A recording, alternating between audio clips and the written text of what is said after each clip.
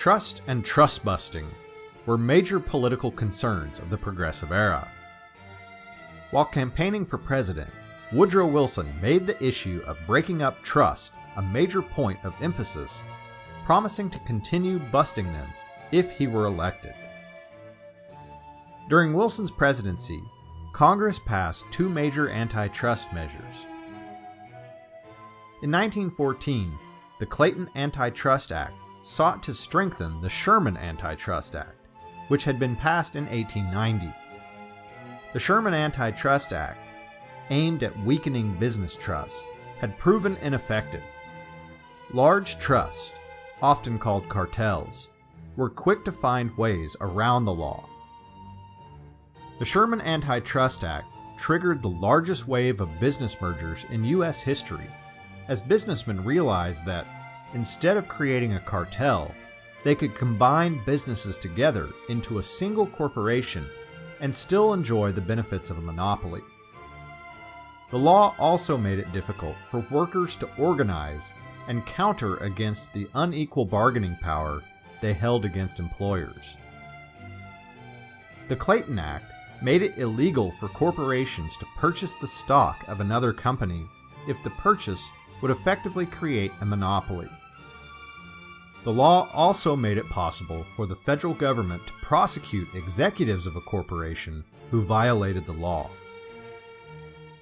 The Clayton Antitrust Act also proclaimed that peaceful strikes by workers, peaceful picketing, collecting strike benefits, and boycotts by workers were legal.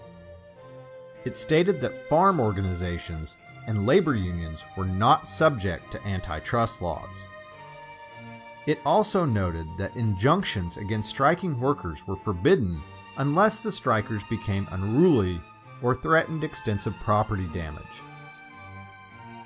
The American Federation of Labor president, Samuel Gompers, hailed the Clayton Act as a major victory for laborers, going as far as calling the law the Magna Carta of labor.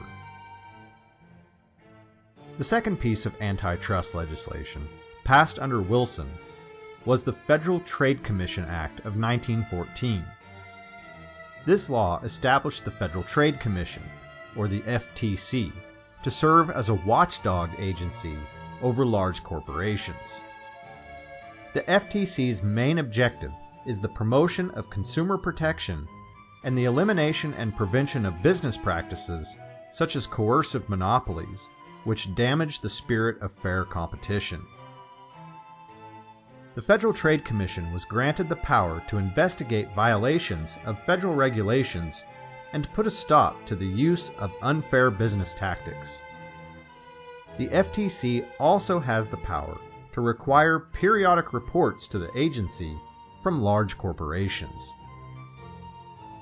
During Wilson's time in office, the FTC sent out nearly 400 cease and desist letters to corporations engaged in illegal or questionable activity. Since the creation of the FTC, the Commission has been used as a government tool to enforce the provisions of the Clayton Antitrust Act.